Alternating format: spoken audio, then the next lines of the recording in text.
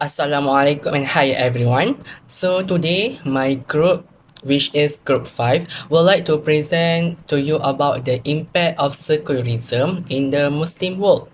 Before that, my name is Muhammad Hazim bin Hamidun and I'm from Kuliah Engineering. Before we go further, how does the impact of secularism into the Muslim world? I would like to share what is the definition of secularism. Definition of secularism general is most commonly defined as the separation of religion from civil affairs and the state. That is mean one ideology or belief that definitely separate the religion from all the worldly affairs such as in political, law, education and so on. We go to the first perspective of definition of secularism. As you can see, there is two perspective of secularism, which is from the Western perspective and Islamic perspective. So we go to the Western perspective first. According to the George Jacob Holyoake, who was English secularist, he was defined that secularism is to seek development of physical, moral, and intellectual natures of man to the highest possible limits. That means secularism is more to seek the development or improvement of earthly life by material ways or solutions. Science is the ultimate destiny, and it is good to do good and it is good to seek the good. As we can see from all those things that had been stated by Holyoake, all those things more to the material things without any the reference guidelines like we as a Muslim have, which is Al-Quran and As-Sunnah. Everything they do it just by using only their rational thinking. We go to the point 3, which is it is good to do good and it is good to seek the good. How we want to define the good things if we don't have any true preference? Because the meaning of good is different according to the people intention that can give the benefits to them and situation. Such an example we can see to do good is just like drinking alcohol. As we know, in Islam, drinking or consuming anything related to alcohol strictly prohibited because it can harm our body and ourselves. But for them, drinking alcohol is an entertainment for them and to release their stress in a short period only. So that is the how they interpret the term of good. So we go to the second perspective of secularism by Islamic perspective. According to the Sheikh Naqib Al-Atas, who is a Malaysian Muslim philosopher, he defined that secularism disenchants nature, desacralizes politics, and deconsecrates values, which means there are things that are not supposed to happen naturally. It is more to destroy the original state. It rejects religion or the belief that religion should not be part of the affairs of the state or part of public education. And second point is removal of God from the natural world or separating it from the God. Secularism, for them, God is just only for the religious affairs only. It cannot be included in the worldly affairs. So that's mean anything related to the religion is only for our own life, cannot be implemented in worldly affairs, allowing men to do whatever they want to do so that they can use it according to their wants and their needs. If they believe on this ideology, which is secularism, so they will do as much as they want without concerns its consequences. Okay, so that is the meaning of secularism from the Muslim and Islamic perspective. So we go to the parts of this secularism, which is, as you can see, there are two types of approach. How can secularism be approached in Muslim world? So the first one is radical or extremist approach, and the the second one is moderate and liberal approach. So we go to the first one, which is radical or extremist approach. Okay, so from this approach, first approach, its major finding is that religion and state are distinct entities, and religion is the primary impediment to development and modernization and democracy. As we can see, religion and country are different identities for them, which means religion and state cannot be combined in one term, and stated that religion is the one impediment the country or state to be more developed, modern, and also in terms of politics. Religion should only be allowed in the private life of contemporary state citizens. As I said just now, religion is just only can be implemented or for religious affairs only, and should apply in their private life only and cannot be applied in worldly matters. So such as example, okay, as we know, Turkey is a modern secular country just now since 1928. In World War I in 1920s, in Turkey's social political structure, Kemal Atatürk was the founder and first president of the Republic of Turkey. Kemal has composed a new Turkish government pattern that is under his ideology. So his ideology is called Kemalism. In his ideology or in his Kemalism, it consists of 6 principles, which is the first one is republicanism, nationalism, populism, secularism, revolutionism, and statism. Based on Kemal Atatürk ideology, which is Kemalism, he did not mean the separation of religion only from the state, but rather he want to separate the religion from politics, law, education, and society. He want to separate the religion from the worldly affairs or worldly matters. Kemalism dictatorship implement a variety of steps to reduce the influence of Islam in education. So as we can see, Kemal Atatürk was trying to reduce the Islamic knowledge or Islamic knowledge in all aspects. Okay, so we go to the second approach, which is moderate or liberal approach. So under this finding, it emphasizes modern concepts such as democracy, pluralism, and multiculturalism.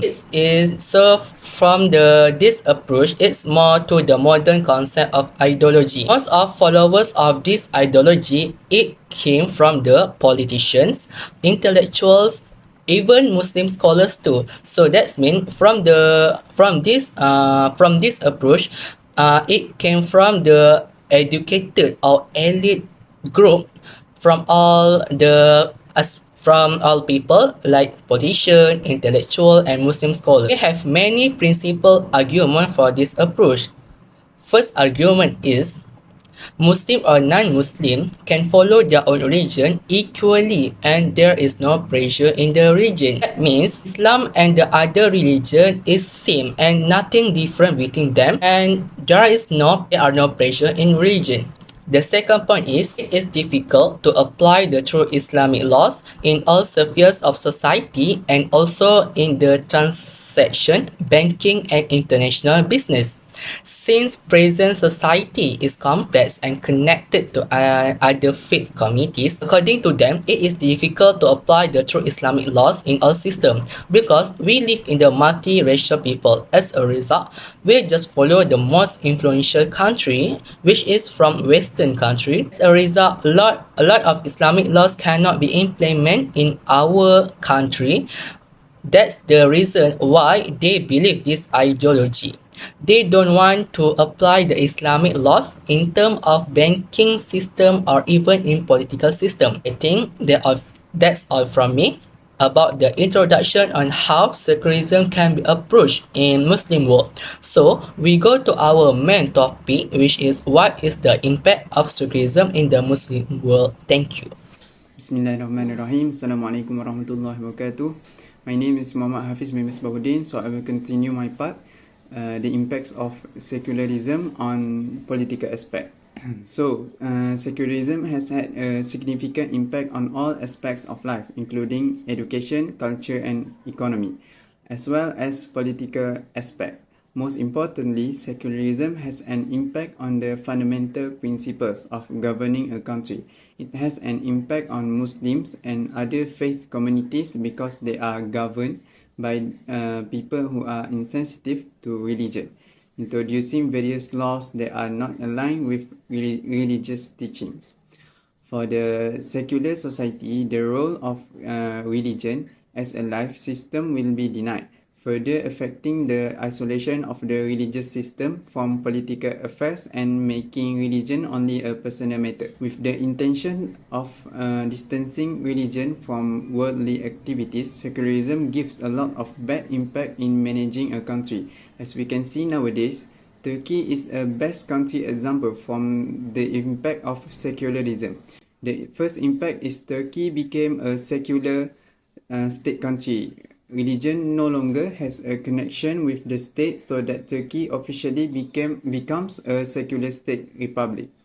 Secularism was first introduced with the 1928 amendment of the Constitution of 1924, which removed the provision declaring that the religion of the state is Islam. And with the later reforms of Turkey's first president, Mustafa Kemal Atatürk, which set the administrative and political requirements to create a modern democratic secular state aligned with Kemalism. Such reforms have been historically controversial in a society that is mainly Sunni Hanafi. Second, people start to heeding Islamic Sharia law. In the case of marriage Sharia conducted by civil law and heeding Islamic Sharia law, every citizen has the right to apostasy and is guaranteed the law. Polygamy bans, women have the same rights in divorce as men. Muslim women are allowed to marry non-Muslim men, and the replacement of Adhan language with Turkish.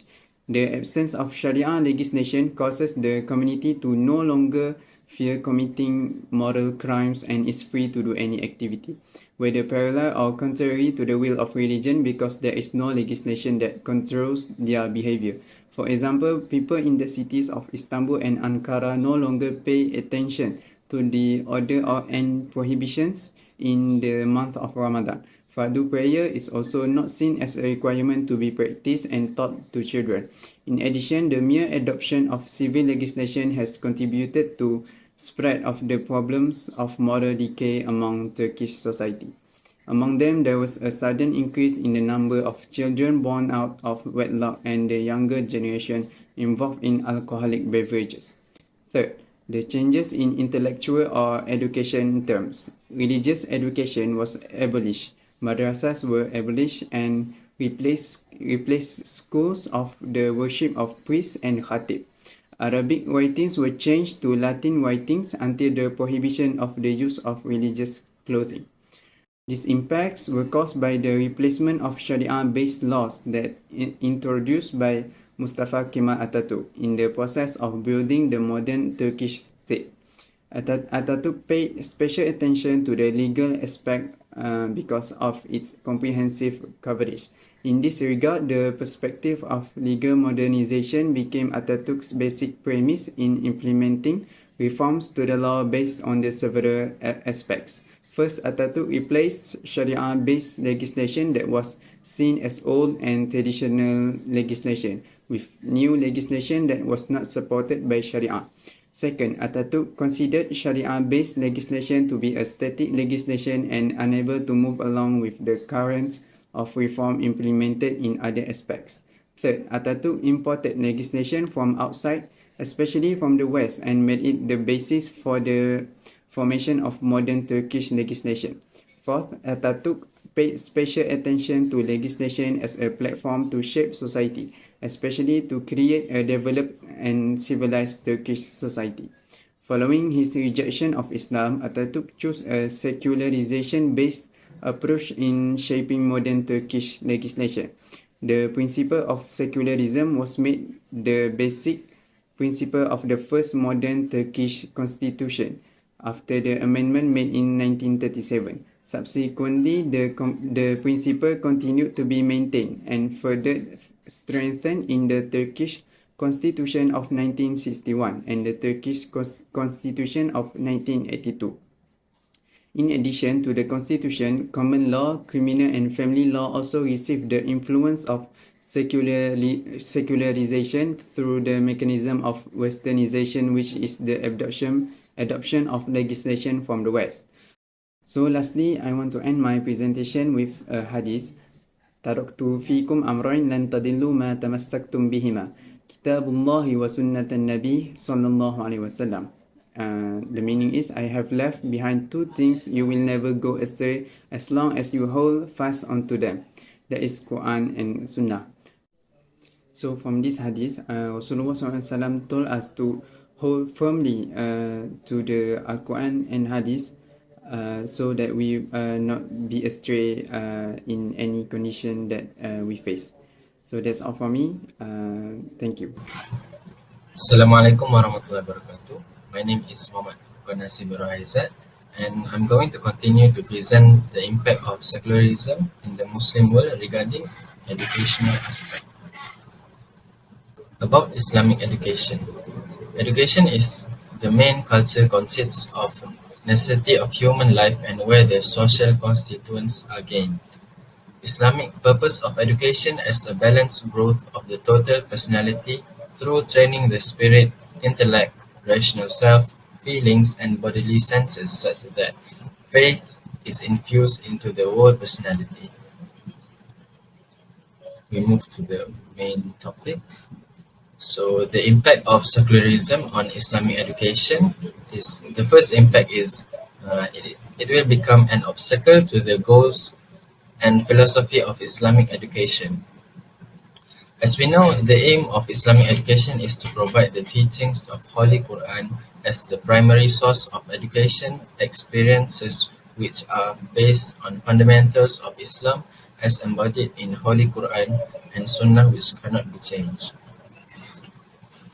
The next impact is it will create barriers to effective teaching and learning of Islam.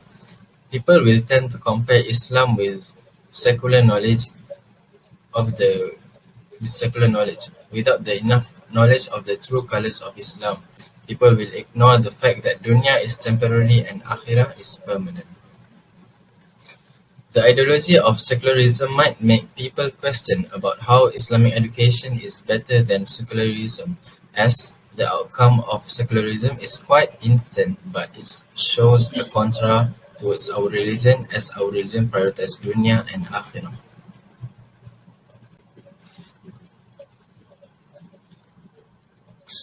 From Abu Hurairah radiallahu anhu, Rasulullah SAW said, "The knowledge from which no benefit is derived is like a treasure out of which nothing is spent in the cause of Allah."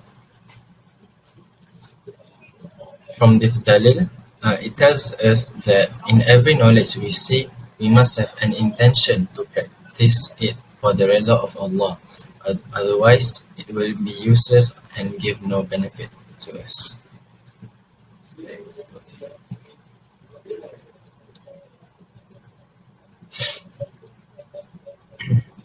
Secularism is to ensure that there is no relation between the state and religion belief and value. It can potentially make human only chase for dunya and don't even care about the hereafter. Islamic education will associate and balance physical and spiritual development of humankind which benefits in dunya and in the hereafter. It is really important for all Muslims to be clear about the relationship between creations and creator. That's all from me. Thank you. Assalamualaikum warahmatullahi wabarakatuh. My name is Haya Lukman. My metric number 1910999. Okay, it's my turn to present on the impact of secularism in the Muslim world on culture aspect. My opinion, secularism has had a great importance on every facet of life, including individual and family life as well as in cultural. Most important, Secularism affects the varieties of traditional religion belief and practices. Okay, next slide.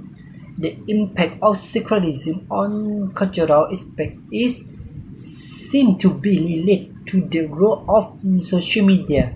On Facebook, on Instagram, the trending and popular application from society today is TikTok, which occupy a central position in contemporary living. Okay, both have adverse effect on Muslim and other faith communicate primarily because they are controlled by people who are not sensitive to religion, introducing various which are completely belonging to the teaching of religion. Okay, you can see that a new generation has been exposed to all kinds of modern Western fashion and lifestyle.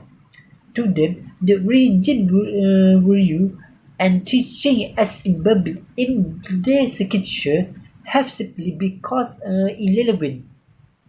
The social media show a negative to the development of a person's good character as they have a lot of unethical entertainment, virus, and picture of sexy costume. So they will also affect the mind of youngsters, just as programs systematically ignore the religion and spiritual aspect of life, with the idea of separating religion from worldly activity. Secularism gives a very bad impact on the morality of people and turns them to the state of Jahiliyah.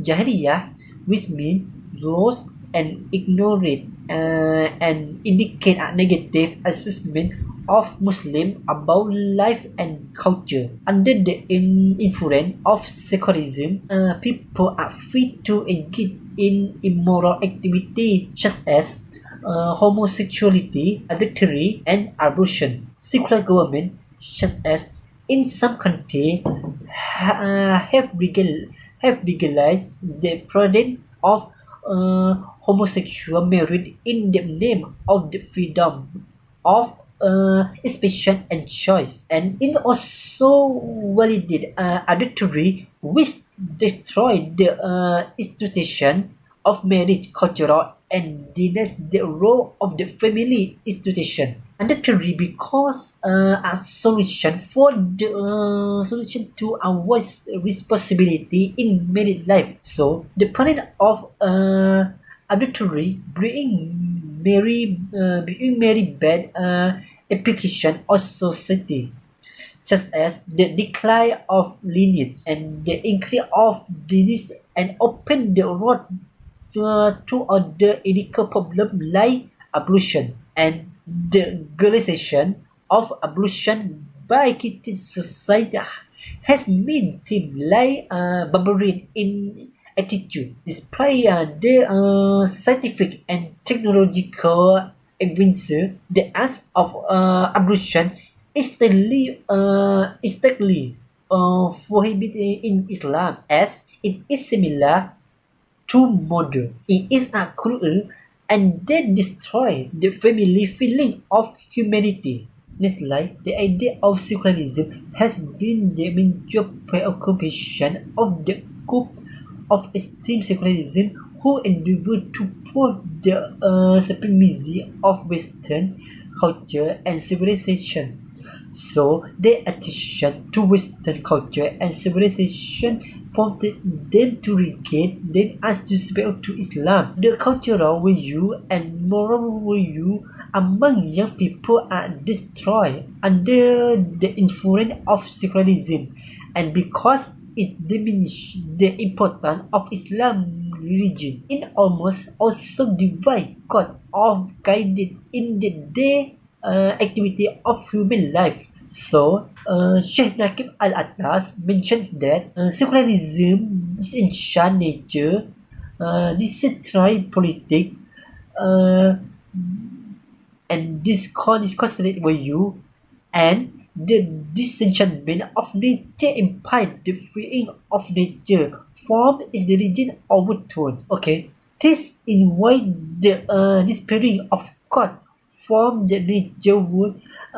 separating it from God, so that people may not longer regard nature is a divine entity, which allows people to act freely upon nature to make use of including to his net and plan. So who people who are free from immoral acts are increasing day by day because secularism played great impressive on secular matter, thus being about the competitive of culture and religion institution. From a cultural point of view, it can be seen that secularism places a lot of importance on secular matter, thus being about the discussion of culture include religion institution with the goal of a secular society is for the happiness of world life only. As Allah said in the Quran, Auzubillahi بل تؤثرون الحياة الدنيا والآخرة خير وأبقى. Surah Al-A'la verses 16 to 17. Which means not but you profit the present life, whereas the hereafter is better and more enduring. That is, all people, all you talk and endeavor are only for the world. It's easy on conflict, its benefits and enjoyment. Okay, you will get whatever you get here as the real gift, and whatever you lose here as you real loss, and the hereafter is preferable to the world for two reasons. The first, that is conflict and precious are first superior to all the blessing of the world. The second, that the world is transitory and the hereafter everlasting. On the say, the love for this world in the prime origin of our vice. There is no reason that let people enchant the everlastingness world for this feeling were and perfect class shock law desire, which are often mingled with different kind of pain and sorrow. To those tremendous internal beings which are free from any unbecoming harmful vice. Let me finish my presentation.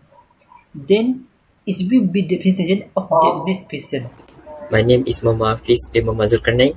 I am discussing about economic aspect from the impact of secularism in the Muslim world.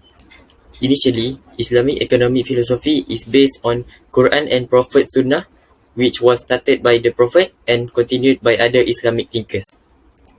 However, the changes and separation start by Mustafa Kemal Atatürk in Turkey, which is the supermodel of a secular Islamic country. Therefore, progress planned through human reason certainly has elements such as usury, nepotism, fraud, corruption, and the like that are concerned with self-satisfaction, luxury, and position, apparently ignoring religious laws. So the nature of Islamic economic system is being marginalized and being separated from the world. For example, the concept of economic justice, transparency, issue of responsibility, halal and haram, noble moral, and so on are no longer prioritized. So here are two divisions of the secularism in economic, which is the first one is capitalist economic and the second one is socialist economic. The capitalist economic system emerged in the West, and it was initially said to be the most rational and systematic, as if there were a set purpose and had element of secularism. It demanded the freedom of individual to own property, full power of financial institution, inheritance of property, healthy competition, and no strict control from the government. So the government has no power to control a human and its own individual economy. Capitalist economic system has its merit, but it also receives criticism from both Western and Islamic scholars. There are values that conflict with Sharia, such as the lack of economic concept for this world and hereafter.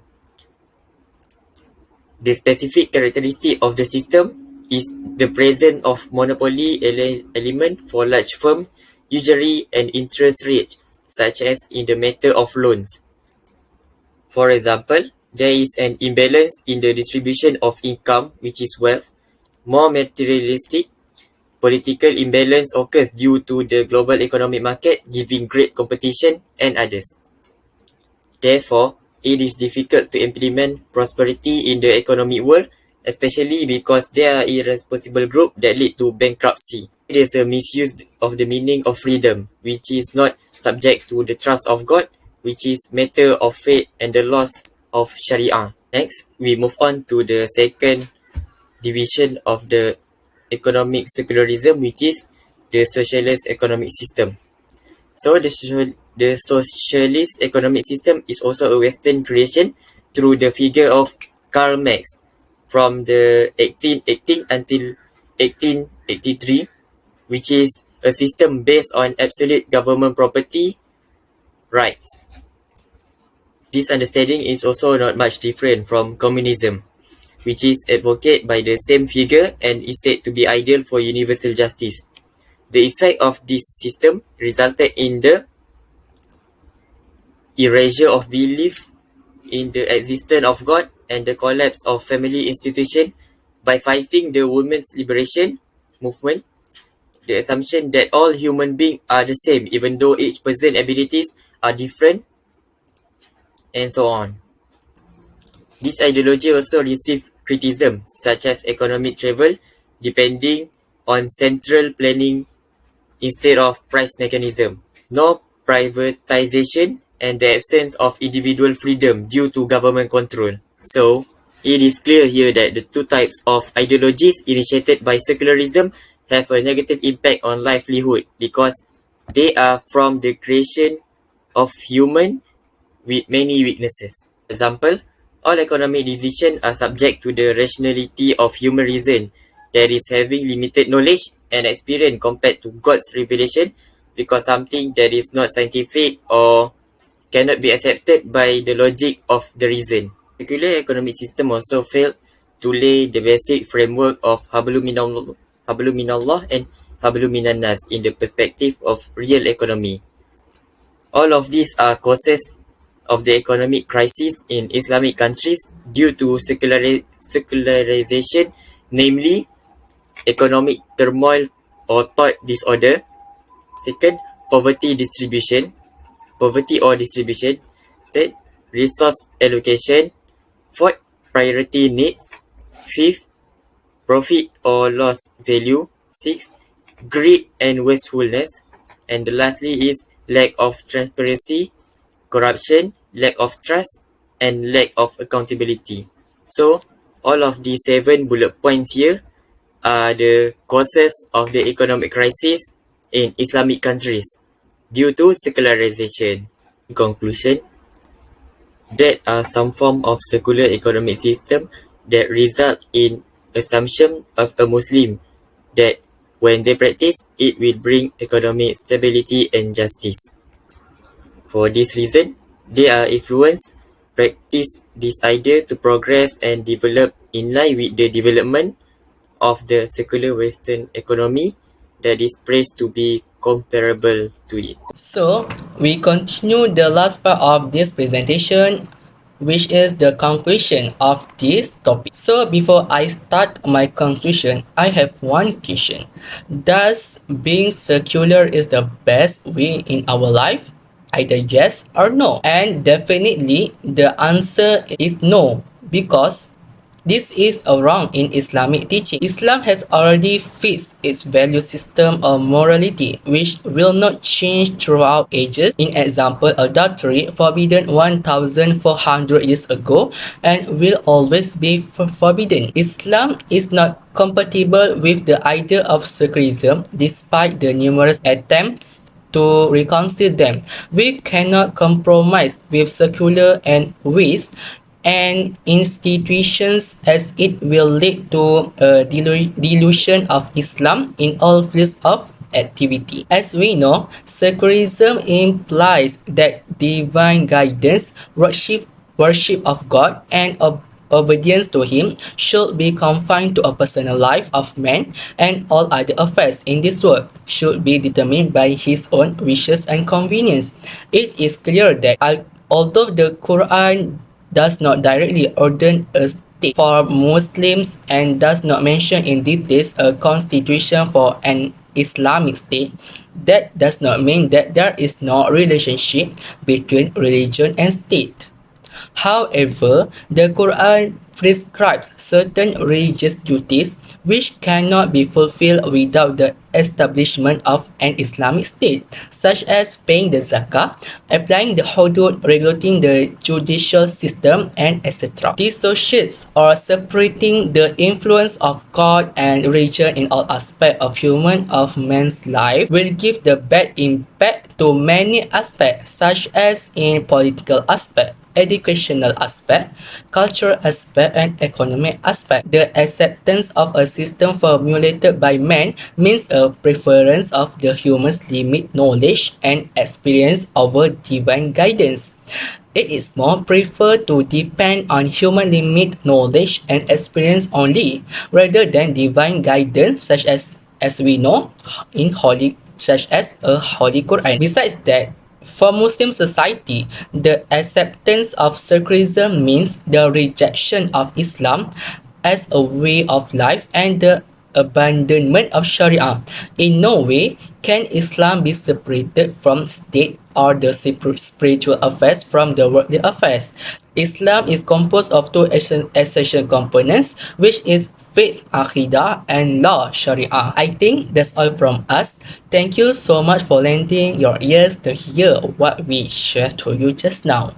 Indeed, the good comes from Allah and the terrible and weakness comes from our own imperfections. Thank you again and Assalamualaikum.